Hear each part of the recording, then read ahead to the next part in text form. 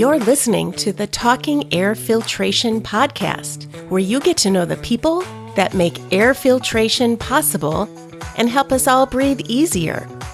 Because clean air matters. We'll get insights from air filtration professionals and learn how they became successful in their careers. Along the way, we will discuss best practices, guidelines, trends, and challenges in air filtration in a variety of applications.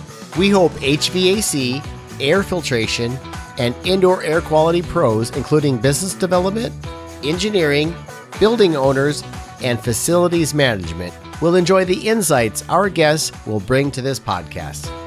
In this episode, we tackle one of the biggest challenges in today's workforce: attracting, hiring, and retaining top talent in a rapidly evolving labor market. Despite economic headwinds, the competition for skilled professionals remains fierce. Some organizations are stuck in outdated hiring practices, while others are thriving by leveraging data-driven insights and innovative strategies. Where does your organization stand, and where do you want it to be? Tune in as we explore proven tactics to build and sustain a high-performing team in the post-pandemic era. Let's dive in. We're excited about the program that we have today. So Alex, I'd like for you to come join us this morning to bring us up to speed on the next round of what you have to share with us. Thank you, Andy.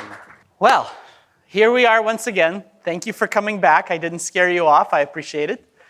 Today's presentation will be focused on a totally different topic, and it's going to pull on the insights that I learned over the last 3 years as I built an analytics and consulting practice for a recruiting organization. Now, I lived in the recruiting world day in, day out. I saw how the recruiters were engaging with talent. I saw the things that worked and the things that didn't. And as I did with the presentation on the economy yesterday, my goal today is to provide you with specific things that you can implement in your own business. Not just be data-driven, but actual practices and tactics that I saw work very effectively as I was doing this for the recruiting organization. So we've got a lot to cover. I'm going to dive right into the information. But the idea here is to address what I call the 3 pillars of the talent strategy, which is how do you attract people to your company? You know, how would you answer the question of why would somebody want to come and work for me versus somebody else? Then how do you get those people through the hiring process effectively and onboard them and get them to be as productive and efficient as quickly as possible?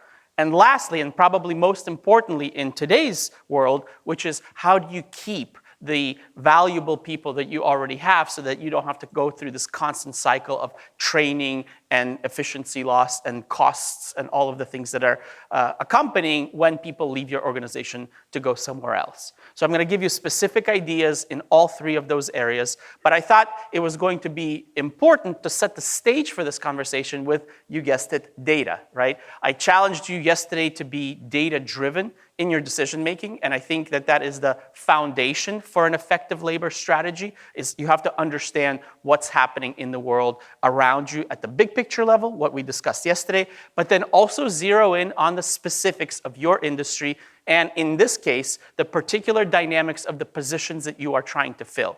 I think that there is no one-size-fits-all template for the labor market today because the dynamics of hiring salespeople are very, very different than the dynamics of hiring technicians and installers. And I think all of you know that kind of deep down. So we'll talk about attraction, hiring, retention, and then the best practices will wrap everything up so I can put it all in a nice little package for you.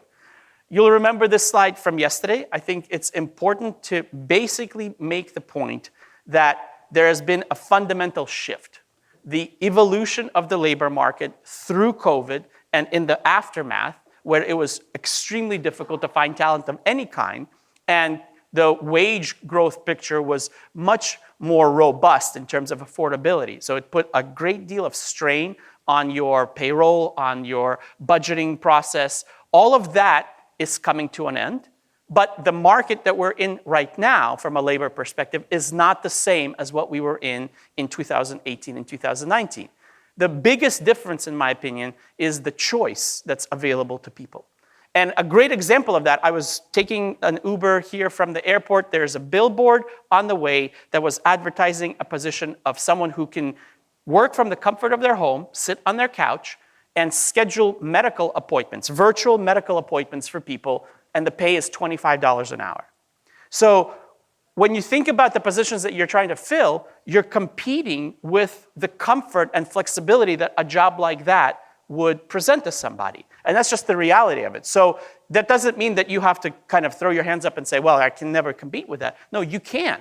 One of the comments I made to someone I talked about yesterday at the reception was that the job security that a technician in the filtration industry has, for example, is a great thing to highlight for somebody, right? These filters need to be replaced whether the economy is doing well or not.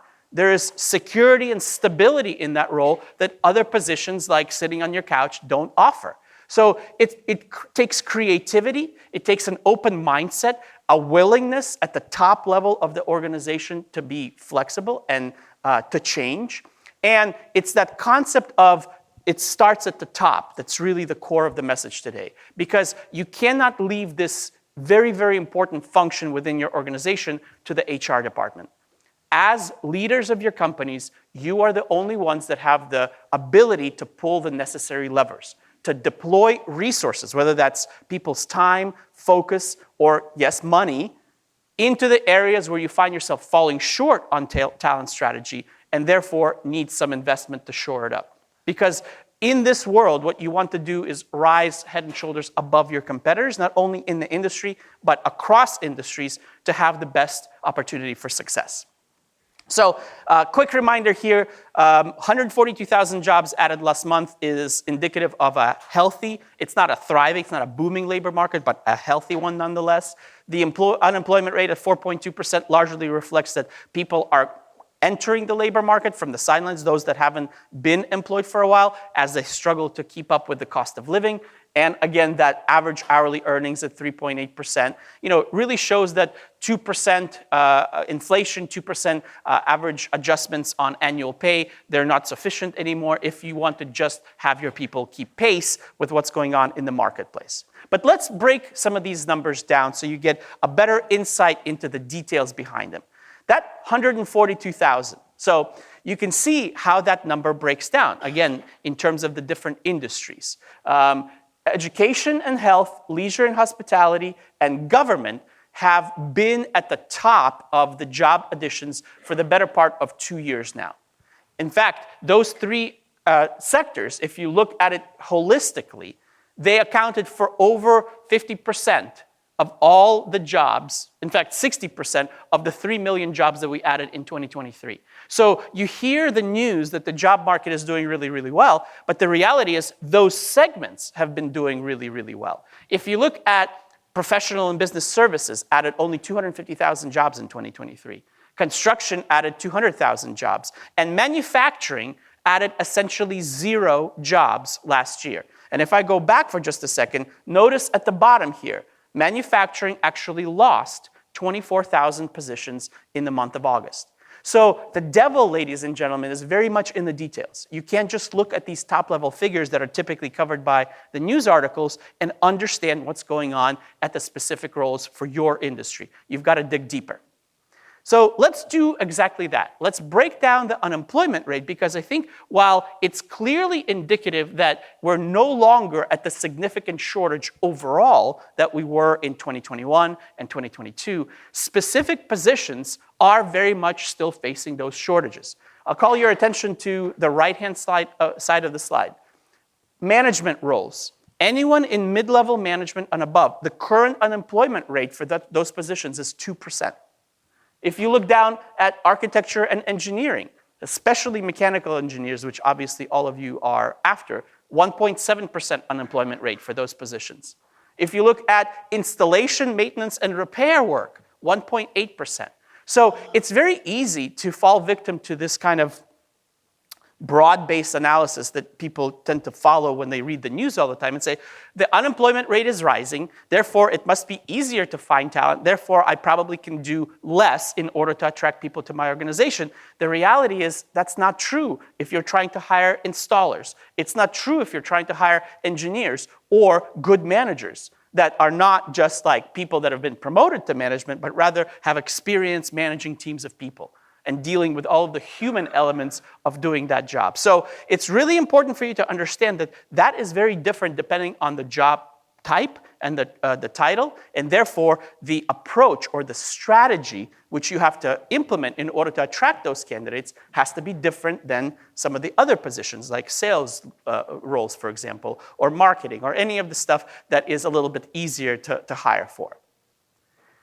I think that one of the key elements that is very evident to me is that the Great Resignation is firmly in our rearview mirror. I have some data on that in just a second, but we had a significant gap between the labor supply in this country and the labor demand back in 2021 and 2022 as we reopened the economy from the pandemic. So in this chart, the blue line shows the number of open job postings in the United States over time, going back to January 2007. The orange line shows the number of unemployed people.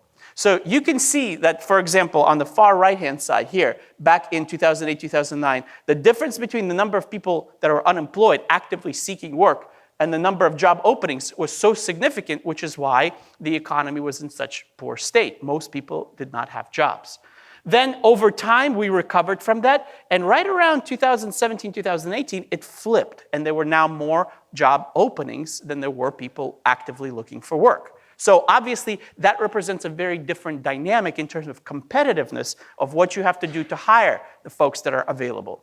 Then we had the COVID disruption here, where again, the unemployment rate spiked, but just as quickly as it went up, it went down. And so that imbalance was once again reversed by early 2021. And that's when we entered this period that has been called the Great Resignation. You see, there were 12 million job openings in the United States in mid-2021. At that time, we only had 5.5 million people actively looking for work. So we had this delta, this gap of about 7 million individuals. There were simply not enough people to fill all the jobs that were available. And as a result of that, we had this immense pressure on wages. The competitive dynamics really changed, and companies were throwing, frankly speaking, crazy amounts of money to hire the people that they wanted, including massive signing bonuses, including all sorts of 30, 40, 50% pay increases.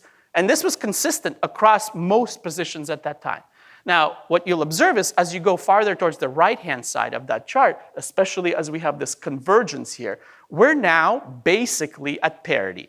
Now, this data is for the month of August. The data for September just came out yesterday. This number, 7.7 million, did tick up. We now have 8 million job openings in the United States versus 7.5 million people that are unemployed. So it's roughly speaking a 1-to-1 ratio, which means that the pendulum that had swung very much into the candidate side of the equation has now shifted back towards the middle. So the candidate doesn't have nearly the same kind of leverage or pull as they did in 2022, but there are still competitive dynamics going on, which means that the employer also doesn't have all the power in the conversation. This is why we're now facing a situation where you've got to be involved, you've got to be proactively thinking about what areas of my talent strategy can I improve and what do I need to do for that to happen. So, with that concept in mind, let's take a look at, for example, the sectors that still have open positions. You can see here, for example, manufacturing right now has 500,000 jobs available and open for filling. The problem is that the talent that can fill those jobs is not in the areas where the jobs are, and people are very hesitant to move the way that they were back in 2022. So the disconnect between manufacturing or construction, which has 250,000 jobs open, or professional and business services, 1.5 million jobs open. Again, it comes down to where is the labor versus where the jobs are. And most people, because of the cost of living increases that I alluded to yesterday, are not looking to move today. They're kind of set in the environment that they're operating in right now. So the impact of that has been pretty visible. This chart shows you that hiring has slowed quite dramatically relative to 2022 and early 2023. These are the total non-farm hires plotted in terms of the actual volume of people. So you can see here on the far right-hand side the decline that we've witnessed over the last 18 months. Companies are really pulling back. And the important part here is to compare it to kind of the averages and the trend line that we saw post-pandemic, and most importantly, the 2018-2019 level. This is important to think about both from a hiring perspective, but also from your revenue perspective. Yes, sometimes business will be down from a period of very robust growth, but if you compare your performance revenue-wise to 2018-2019, before the disruption of the pandemic, you'll probably see a trend line that's much more healthy in terms of what your performance looks like today relative to the pre-COVID period. But as you can see, the level of hiring has now fallen slightly below the typical run rate of 2008-2019. And that really shows that companies are being quite conservative in terms of adding headcount at this stage. I think that the uncertainty that I talked about relative to the election is playing a part in this, but certainly the competition for talent is not as extreme as it once was, certainly not in the last 24 months. The flip side of that coin is we are not seeing a significant increase in layoffs. So typically what tends to happen before a recession sets in is we have substantial layoffs at the public company and the private company level. And again, if I put on some of the trend lines here, you can see the surge there in 2008, 2009. You can obviously see the off-the-chart surge of layoffs that happened in 2020 when we shut down the economy. Well, where we are right now is roughly speaking at 2019 levels when the economy was humming along quite nicely. So on the one hand, yes, companies aren't hiring as much. They're not being as aggressive. But on the other hand, they're also not laying people off. They're being very, very careful to retain the folks that they have, which means it's kind of a nuanced, unusual situation in the labor market. Typically, when hiring slows to the level that it has, we see layoffs increasing at the same time. That's not happening today. So the dynamics are quite unique and something that you have to adapt to.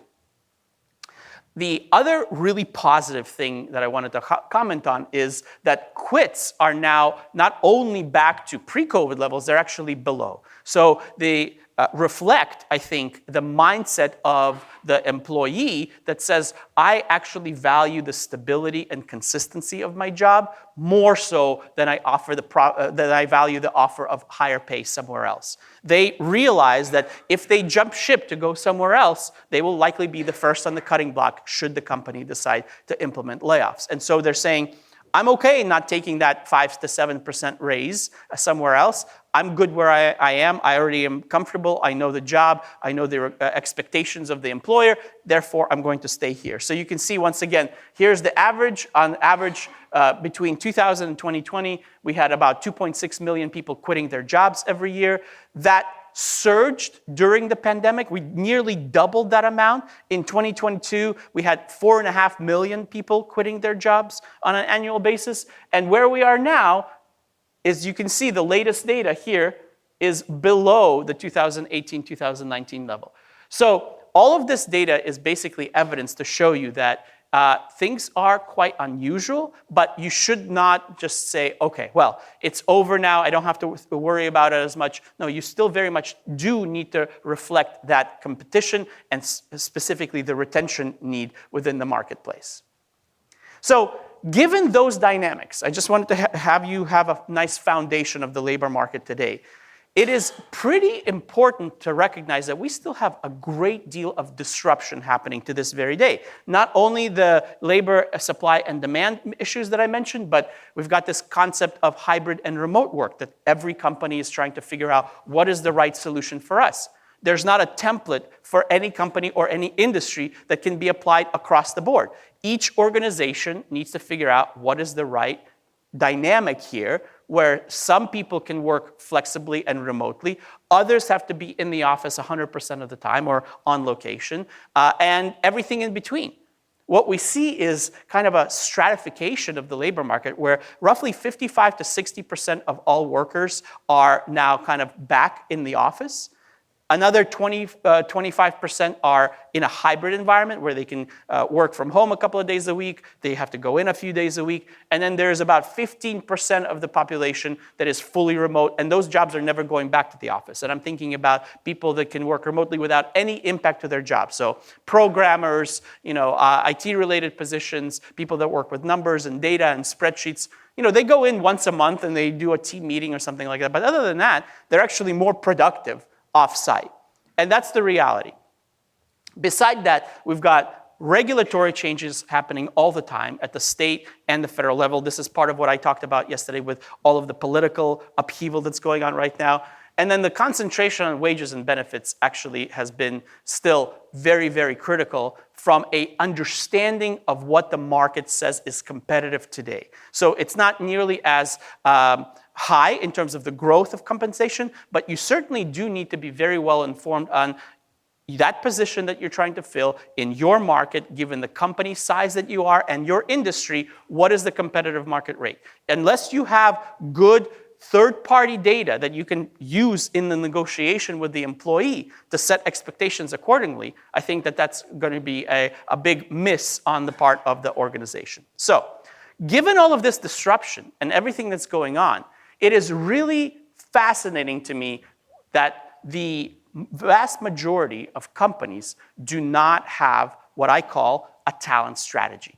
And the talent strategy means involvement from people at the very top all the way through with a seat at the table for the HR department in your strategic planning meetings. When you're talking about revenue and budgeting for next year, is HR there to say, okay, we don't have the headcount for that, or we need to cut or gain in these key areas to make that happen, right? So it's truly speaking a strategic approach. You're not just delegating this to HR and say, figure it out. You're saying, let's all talk about it. And not only one time and then it's done, it is a continuous refinement that has to happen on an ongoing basis.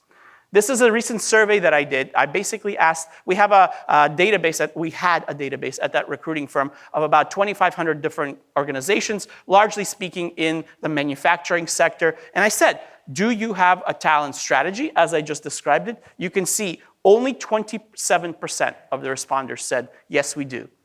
The rest, 73%, said no.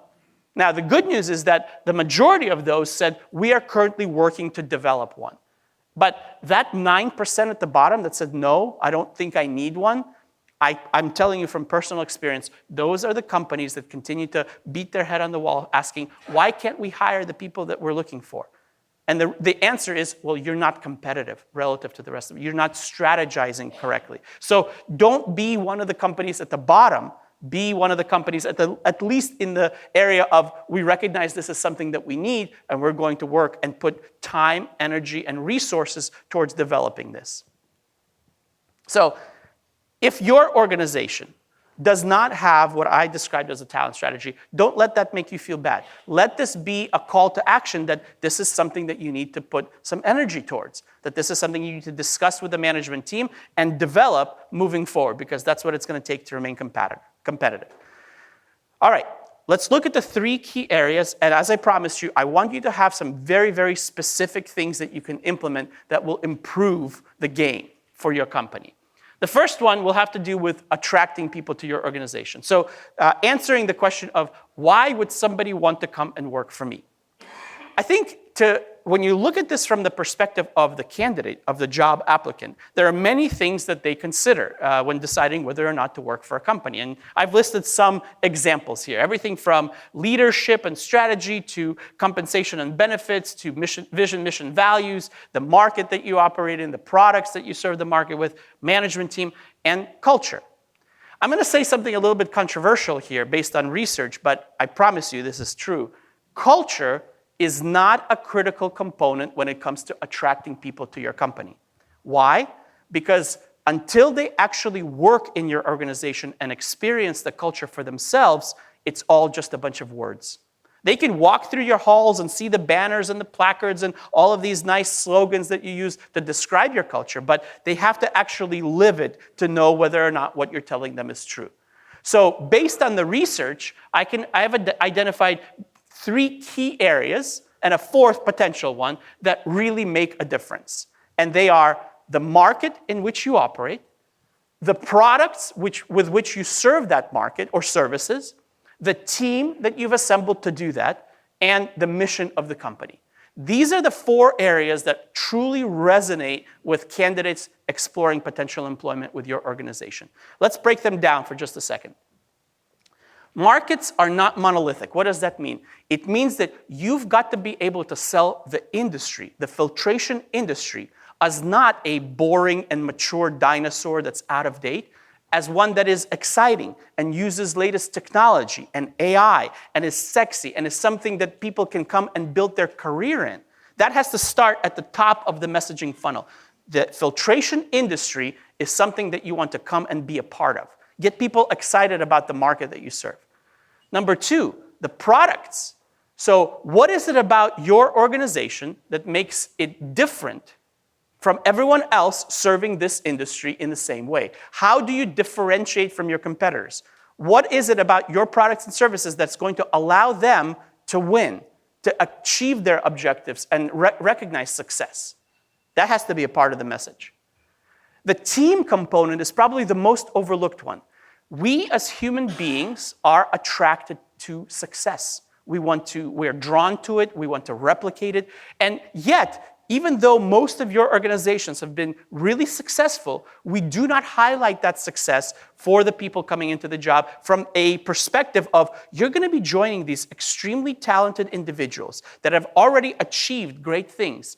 These are the victories they've notched. These are the targets that they've exceeded. Talk to them about the group of people they will be joining so that they want to be a part of that organization. And then lastly, the mission component is particularly critical for the younger generations of talent, the Gen Z and the millennials especially. They want to know what is it that your company does that goes beyond just making money. What community engagement do you get involved in? What philanthropic activities do you pursue?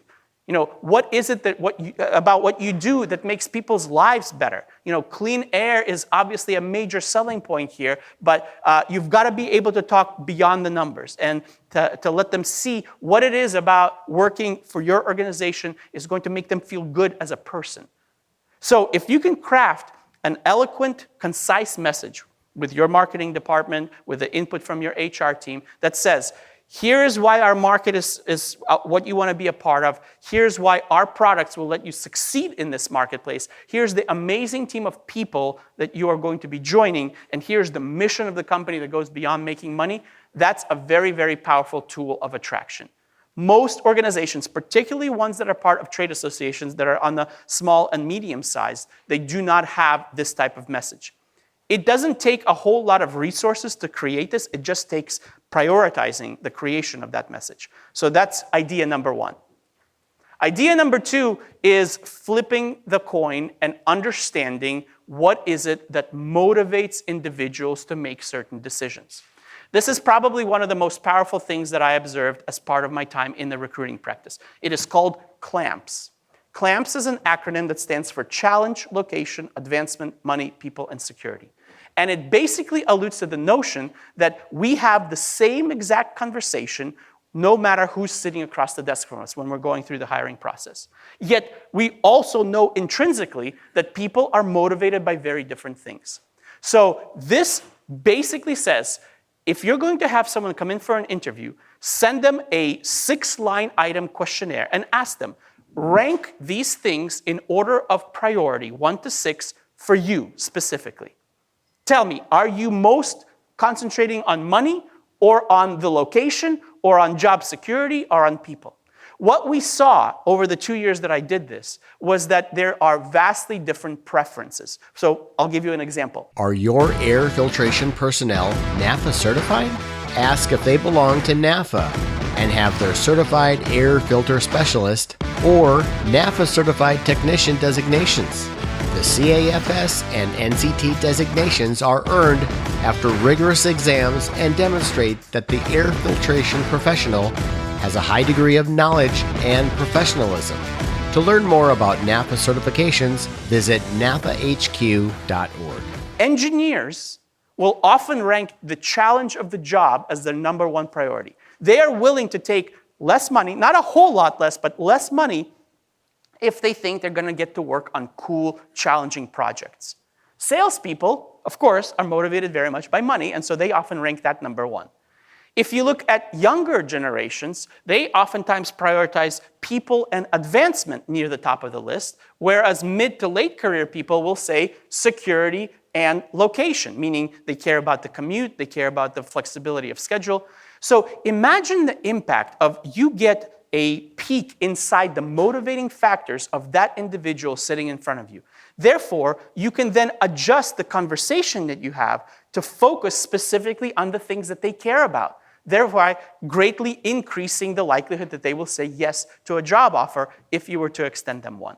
Again, doesn't cost a lot of money to implement, only a few minutes of your time to send them that survey and communicate the results of the survey to the hiring manager or whoever's going to be conducting the interview. But it is so powerful in terms of actually getting them to say yes a much higher percentage of the time than they currently do if you have those similar conversations over and over and over again. So those are two suggestions: crafting an eloquent message and understanding the motivational factors for that specific individual, and then tailoring the conversation to those factors in order to achieve better outcomes. Next, we're going to shift to the hiring best practices. And here, we're all about improving the efficiency and effectiveness of the process that you're going through anyway. Let me put this very simply. Your HR people are overwhelmed.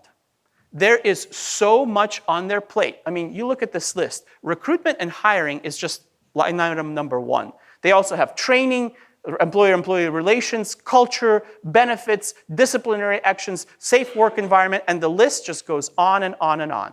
So you've got to be willing and open to the idea of bringing in some help. That help can be in hiring someone who can specialize in specific areas, that is an employee of your organization. It can also mean partnering with an outside third party if you want to outsource that. The reason why you need help, especially in light of those low unemployment rates for specific positions that I shared with you earlier, is because of the difference between active and passive candidates. This is really important for you to know. What are active candidates? Active candidates are basically the 7.5 million people that are currently unemployed and actively looking for work. So they're searching, they've set up a bunch of Google term alerts, and job alerts. They're actively applying to any position that's available, meeting those criteria that they have, using what I call the shotgun approach. They're just sending resume after resume out into the void of the internet, recognizing that in the vast majority of cases, they're never going to hear back in the first place. So that's the active candidate. You cannot get away from having people like that continue to apply to your roles. What you want to do is supplement that with passive candidates. Passive candidates are people that are currently employed, so they're not actively searching for work, but they are open to the idea of a new job. And what's going to get them to actually do something about that is proactive engagement.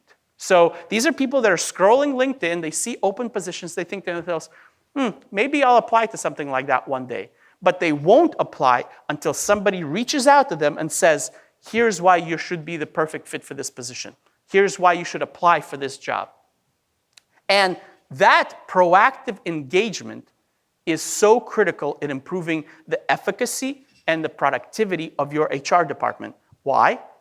On average, it takes 11 interviews to fill a job with an open candidate, with someone who is actively looking.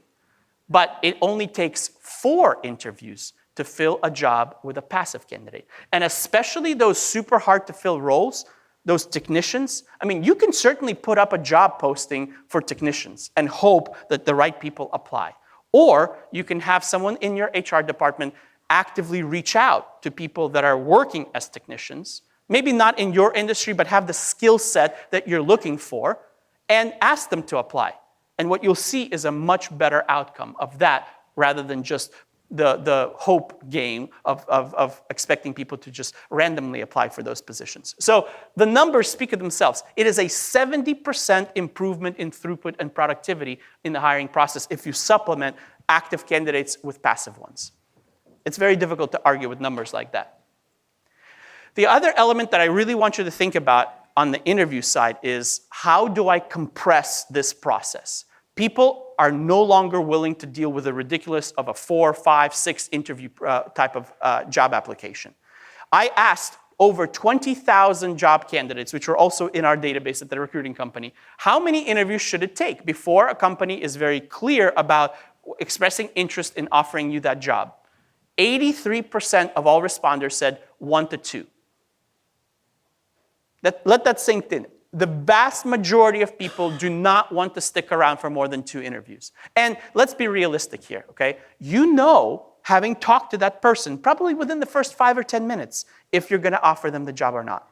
And yet, we continue to put people through the process and the rigmarole of having the same conversation over and over and over again. If you want them speaking to multiple folks in your organization, don't schedule 5 interviews. Get all those people in the room at the same time, have one conversation. Provide feedback from one another, okay? Compress that process, do what you have to do, and ask yourself, why are we doing it this way? My favorite in this topic is companies that actually delude themselves into thinking that candidates like making it through to the 5th round of interviews or 6th round of interviews. I had a strategic meeting with a company the other day, and the gentleman said, well, you know, my nephew works at Google, and he went through 8 rounds of interview to get that job. And I'm like, guy, you're not Google, right? You're a small manufacturing company. You don't have the competitiveness or the draw that Google has. And so I obviously phrased it differently, but the reality is I conveyed the message that he needs to be more effective and more efficient in his hiring process. So once again, if your process involves conducting more than 2 interviews to fill a job, ask yourself why, and how can I improve that process to be more efficient? Metrics are the root of everything when it comes to the labor market these days.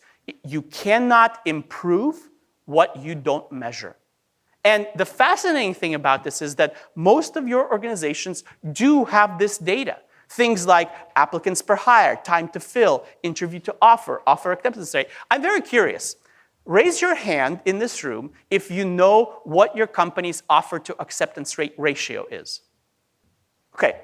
This is very typical, so don't feel bad, but you should know that. You should know for every offer that we give, how many times do people say yes and how many times do people say no. And you should track that over time, because if you do that, you can see, are we staying flat? Are we actually improving our offer to acceptance ratio? Is it getting worse? You won't know if you have to do something about it unless you measure it consistently over time. You have the data. Your HR department is probably tracking this, but very few HR departments are actively communicating these trends up to the senior management who can actually do something about them. So if you're doing this, great, continue. If you're not, just pick one metric. You know, what is our applicants per hire? What is our interview to offer ratio? And start tracking it. And start to observe the trends and the tendencies over time. The holy grail here, ladies and gentlemen, is profitability per additional employee. If you can know the answer to this question, that will inform everything from what you're willing to pay that person, to how long you're willing to let that job go open versus filling it with someone that is more expensive than you originally thought that you should pay somebody in that role. But if you leave that position open and it costs you $12,000 of profit at the end of the year, what does that mean? That's a very powerful thing to know, okay? All right, lastly, I want to talk about retention. And retention probably is one of the areas where, as a recruiting firm, I didn't get to live that day in and out, but I've done a great deal of research in this space. And so I feel confident when I tell you that the game, when it comes to retaining people, has changed. Until COVID, the number one reason why people would leave their jobs was their relationship to their direct manager. If that relationship was flawed, if there was tension and conflict there, it was almost insurmountable. You cannot recover from that. People, in 99% of the cases, would leave the job. Since COVID came, the number one reason why people have left their positions is that the pay and benefits are not competitive to the rest of the market. This is especially exacerbated by the higher inflation and the fact that people feel like they're falling behind in just keeping up with the cost of living. So understanding that pay and benefits have to be competitive is crucial to your success in retaining the folks that you have. There's great publicly available data that exists in this space. Here's an example. This is coming from ADP, the nation's #1 payroll processor, And it shows the difference in new higher wage premium compared to the people that switch jobs versus people that keep their jobs. As of the latest data, this is through August. Now, again, this morning I saw the report for September came out. Job stayers currently get an average of 4.7% more pay. Now, remember the 3.8% number that I highlighted earlier? That's nationwide, all positions. This is specific to the ADP data set, so I'm guessing this leans more heavily towards the professional side of the market rather than the blue collar.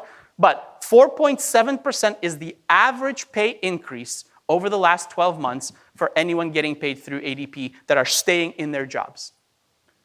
This number, job changers, further declined from 7.3% in August to about 6.6% in September. But as you can see, there's still about a 2% premium for someone switching jobs to get more pay. So it has largely been eliminated, but it still exists. Here, if you look at the peak of the frenzy of the job market back in 2022, the job changers were getting 16% on average more, whereas job stayers were getting just under 8%. So it was almost double. We're past that time now. It's nowhere nearly as drastic of a difference, but there is still a premium. So you've got to work harder to retain the folks that you have. You've got to make sure that you're having those conversations with them. And it all starts with understanding what is the competitive rate today. How do you know that? You've got to rely on third-party data sources. You will not be able to know that from your own experience. This report that I'm showing you is from a company called Labor IQ. I have partnered with these guys to provide compensation consulting, but you can go to Labor IQ directly and get reports just like this one. Here's why I like Labor IQ over all of the other providers. And I did about 8 weeks worth of research. I had calls with salary.com, payscale.com, all of the other providers of compensation data. This one came out on top for me for 2 reasons. First, it is industry specific. So they actually define the position by the NAICS code, right? Most of you are familiar with that, North American Industry Classification System. So specific to the industry that you're in, and they reflect company size. So most of the providers of compensation data, they'll ask for the job title, years of experience, education level, and location. These guys go beyond that and they say, what is your company revenue and headcount? Because they recognize that smaller businesses pay less than bigger businesses do. So this is an example, and I apologize for the small text for those of you in the back of the room. I did this report recently for car wash operators. So this is a car wash manager salary. Annual revenue for the business was between $5 and $10 million. The industry specifically is car washes. This person had a high school diploma. Number of employees 1 to 20, 6 to 8 years of experience in the Dallas-Fort Worth Metroplex area. And the report is fascinating because it shows you, okay, the median pay is here. It's about $35K. But because of the current supply of this particular kind of individual in this marketplace, there's a significant shortage. Therefore, the recommended salary is just over $40,000. So it's basically like a 7% premium to the median right now. It also shows you the bell curve here that shows kind of where the competitive range is relative to what most people are currently making. And then you can decide for yourself, do we want to be at the median? Do we want to be in the 75th to 90th percentile on that bell curve? You have all of the insight and the knowledge to make that decision for your own business. It doesn't mean that you have to offer someone $41K.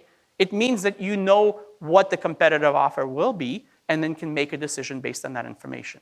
So we can run this for any number of positions, including technicians, including engineers, including mid-level management, those most sought after roles right now. And I can do it for any location in the country, any number of years of experience in education, for your specific company size in your industry. Just tell me the NAICS code. And then you have this type of data.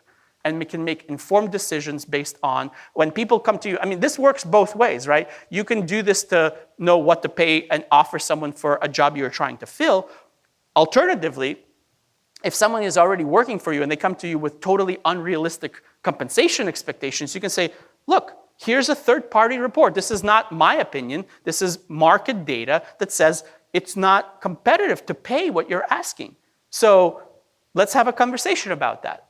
But it's really powerful to bring in this independent perspective. And keep in mind, even if the recommendation is much higher than what you're currently paying for that role, that does not mean the end of the conversation, because there are many other levers that are available to you as an employer to pull to meet that person's demand. Those levers include bonuses, long-term incentives, sign-ons, work-from-home arrangements, PTO considerations, relocation packages. So one of the most effective things that I've seen over the last couple of years is on the PTO side. And I know we talked about that. There were some strong opinions yesterday. But one of the things that I've seen companies implement very, very effectively is, look, we will give you a few days of additional off-the-books PTO. We're not going to change our PTO policy. We're going to let you work that out with your manager in advance. As long as the labor and the work that you need to do is covered, take some time off. Do the things that you need to do in your personal life. That goes a long way in making your employees feel heard and that you're willing to be flexible with them. And at the end of the day, if the work gets done, it doesn't cost you that much to do that. So it's a great example of how it doesn't always have to be the highest salary. The flexibility is what matters. The willingness to sit down and have that conversation is what matters. And the reason that it matters greatly is because the shift in the labor market has changed the dynamic in the industry. Pre-pandemic, you're the employer, this is the employee, and the power dynamic is projecting power downward. I'm the boss, you're the employee, I tell you what to do. That doesn't work anymore. What you need to recognize is that the new dynamic is we are partners. I, as a company, will tell you what I need from you to be successful, to meet my objectives, but I will also listen to you as an employee and what you tell me you need from me for you to be happy in this job. That doesn't mean that I'm going to agree to everything that you're asking, but I'm willing to have that conversation and hear you out. And then whenever possible, I'll try to accommodate your requests. Right? If it's a compensation conversation, say, yeah, we ran the numbers. We know you're not getting paid competitive market rates today, but let's create a plan for how we can get you there over time. I can't just flip a switch and give you, $5,000 more that you're asking. But what else in the meantime can we do? Is there some flexibility of schedule? Is there a few days of extra PTO? If you have those kind of conversations, the relationship becomes one of a true partnership, and that's much stickier. You will have your retention rate will go through the roof with your employees. And I talked to several of you in this room that are doing some measure of this and are seeing tangible positive results from that.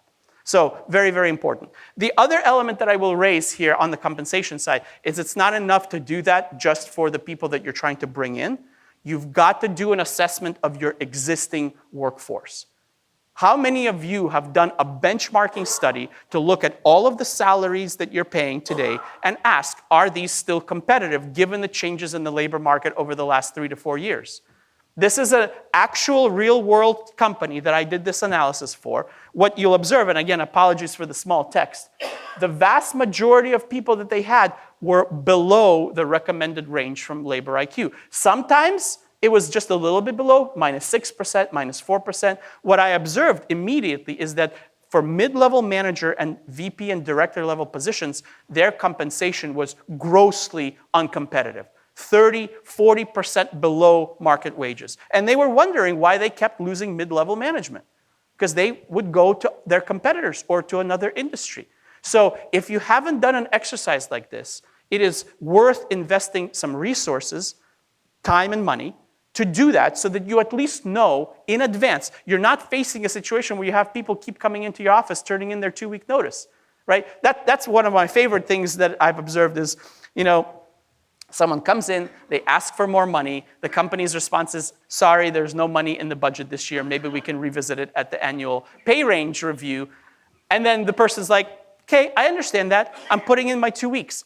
Miraculously, money becomes available. It comes out of the thin air, right? Like, where was this money before? So avoid situations like that. Be proactive in understanding what the competitive rates are. And the real, forward thinkers will identify the people that are clear red flags because they're not getting paid market rates, and they will proactively go to that person and say, hey, we recognize that you're not making market rates right now. We want to work with you over time to get you there. Can't do it overnight, but let's have that conversation.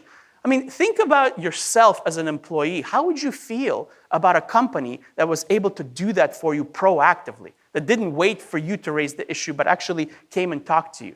Now, I'm a pragmatist, right? So I'm not saying that all of a sudden you allocate all of this extra budget to HR and payroll, but what I am saying is that this open-minded and flexibility approach is the difference between the companies that outperform when it comes to their labor versus the companies that lag. So if you want to be the former, not the latter, these are the kind of things that you have to think about doing. One other quick element in terms of focusing on retention, and this is mostly a recommendation based on my observations once again. So the pre-pandemic messaging was, okay, the HR goes to the employees, they say, what perks would make you be happy here? Employees say, very reasonably, higher salary, more flexibility, more vacation. The HR department's like, haha, you can wear jeans on a Friday and we'll get some foosball tables in here, right? Like that was the response.